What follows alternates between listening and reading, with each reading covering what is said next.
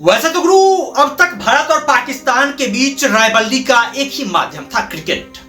जब भारत और पाकिस्तान की टीम क्रिकेट में एक दूसरे के आमने सामने होती थी तो यह एक भयंकर राइवलरी होती थी और पूरी दुनिया की नजर इस मैच पे टिकी होती थी। पूरी दुनिया इस मैच को देखती थी। लेकिन अब वक्त बदल चुका है, दौर बदल चुका है और एक नया दौर आ चुका है। एक नई राइवलरी जन्म ले चुकी है और वो राइवलरी है ओलंपिक गेम में भारत और पाकिस्तान के बीच संघर्ष।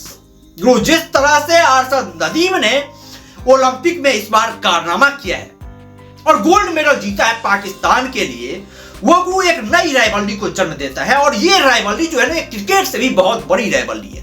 कमाल का परफॉर्मेंस रहा अरशद नदीम का, जिन्होंने भारत के नीरज चोपड़ा गोल्डन बॉय को पछाड़ते हुए पाकिस्तान के लिए इतिहास रच दिया। और क्या कमाल का परफॉर्मेंस किया बॉस, क्या कमाल का परफॉर्मेंस किया। ओलंपिक खेलों के इतिहास में ऐसा पहली बार हुआ जब कोई खिलाड़ी 92.97 मीटर दूर भाला फेंका हो। यह 100 साल के इतिहास में कभी नहीं हुआ था। पाकिस्तान की टीम कभी कोई मेडल नहीं जीती थी ओलंपिक गेम्स में, लेकिन जब जीती तो गोल्ड मेडल जीती। और क्या कमाल का परफॉर्मेंस करती हुई जीती, इसकी जितनी भी तारीफ की जाए वो कम है। हालांकि नीरज चोपड़ा की परफॉर्मेंस में कोई कमी नहीं थी। नीरज चोपड़ा जो उनका नेचुरल भाला फेंक था वो उसमें उन्होंने कामयाबी पाई। उन्होंने भी 89.45 मीटर दूर भाला फेंका। लेकिन वो दिन जो था ना, कल का दिन जो था, वो दिन अरशद नदीम का था और उन्होंने एक अनोखा कारनामा कर दिया, अद्भुत कारनामा कर दिया और नीरज चोपड़ा को एक तरफा हराते हुए पाकिस्तान को गौरवान्वित किया है। पाकिस्तान के लिए गोल्ड मेडल जीता है और ये एक बहुत ही ऐतिहासिक पल था पाकिस्तान के लिए। आसान नहीं होता है गुरु, गरीबी से उठ करके एक बहुत ही गरीब परिवार से बिलोंग करते थे अरशद नदीम, जहां पर उनके लिए जेवलिन में जो भाला आता है ना, वो भाला खरीदने के पैसे नहीं थे बॉस।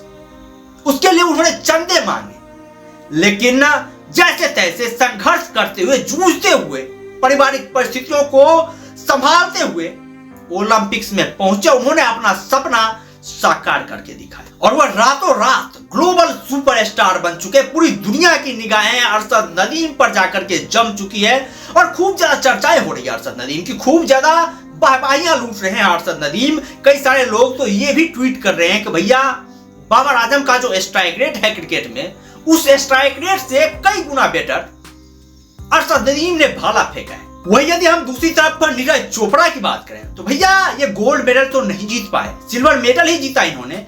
लेकिन जो खेल भावना दिखाया ना, उस खेल भावना ने अरशद नदीम का भी दिल जीत लिया, जो खेल भावना नीरज चोपड़ा ने दिखाया। हालांकि दोनों खिलाड़ियों के बीच पुरानी दोस्ती थी, दोनों खिलाड़ी एक साथ कई ओलंपिक्स खेलों में भाग ले चुके थे, दोनों के बीच अच्छी खासी राइवलरी हो चुकी थी। लेकिन जो इस मैच में दिखाना दोनों खिलाड़ियों के बीच एक दोस्ताना अंदाज, वो वाकई रोमांचित कर देने वाला था।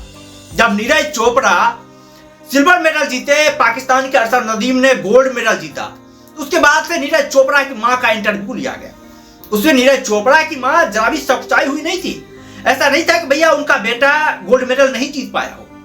उन्होंने कहा कि अरशद भी हमारा ही बेटा है और वो लड़का भी मेहनत करता था, वो भी जीता है तो भी मैं खुशी हूं और भगवान से उम्मीदें करता हूं कि वो भी तरक्की करे और नीरज चोपड़ा एक बार फिर से कमबैक करे, अगली बार और मजबूती के साथ आए और भारत के लिए गोल्ड मेडल जीते। हालांकि नीरज चोपड़ा पहली बार है जब नीरज चोपड़ा ने सिल्वर मेडल से संतोष किया है। नहीं तो गुरु नीरज चोपड़ा हर एक बार भारत की उम्मीदों पर हर एक बार खड़े उतरते थे। इस बार भी नीरज चोपड़ा से बहुत ज्यादा उम्मीदें थी।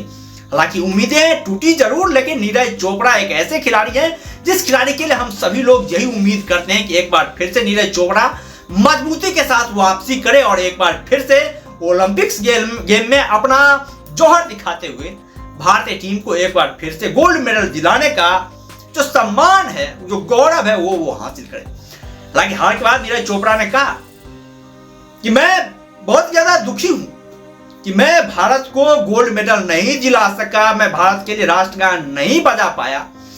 लेकिन हमें पूरा उम्मीद है, हम पूरे जी जान से प्रैक्टिस करेंगे, हम एक बार फिर से वापसी करेंगे और एक बार फिर से गोल्ड मेडल जीतते हुए हम वही सम्मान, वही आदर हासिल करेंगे जो कि हमने भारत के लिए गोल्ड मेडल जीतने के बाद सम्मान हासिल किया। हालांकि सिल्वर मेडल भी जीतना बहुत बड़ी बात है, ये भी आसान काम होता नहीं है जो कि नीरज चोपड़ा ने किया है। और नीरज चोपड़ा बाकी सम्मान के पात्र है। पूरे देश को नीरज चोपड़ा की इस परफॉर्मेंस पर गर्व है। नीरज चोपड़ा हारे नहीं है, हार नहीं होती है बॉस। वो दिन जो था वो अरशद नदीम का दिन था, वो एक ऐसा दिन था, और हर एक खिलाड़ी का खेलों में दिन होता है, और जिस दिन जिसका दिन होता है उस दिन वो कमाल का परफॉर्मेंस करता है। जो कि कल अरशद नदीम का दिन था तो उन्होंने कमाल का परफॉर्मेंस किया। इतने दिन नीरज चोपड़ा का दिन अच्छा हुआ करता था तो वो ओलंपिक्स में कमाल करते थे। ऐसा ही हर एक खिलाड़ी का दिन होता है, हर एक दिन पर हर एक खिलाड़ी कामयाबी की परचम को लहराता। लेकिन गुरु यहाँ पर एक बात मैं और कहना चाहूंगा कि यहाँ पर अरशद नदीम पाकिस्तान के थे, उन्होंने गोल्ड मेडल जीता। यहाँ पर भारत से जो है किसी ने ऐसा नहीं बोला कि भाई उसके भाले में जो है वो एक चिप लगा हुआ है जो कि उसके भाले को दूर फेंकता हो, ऐसा कोई कहने वाला नहीं है। और नहीं, भारत से हम लोग ऐसी उम्मीदें रखते हैं, हमारे देश से जो भाई उम्मीदें रखते हैं किसी खिलाड़ी के जीत पर इस तरह का कमेंट करे। हम लोग तो दूसरे की जीत में भी खुशी ढूंढते हैं, और पूरा हिंदुस्तान खुश है अरशद नदीम की जीत से।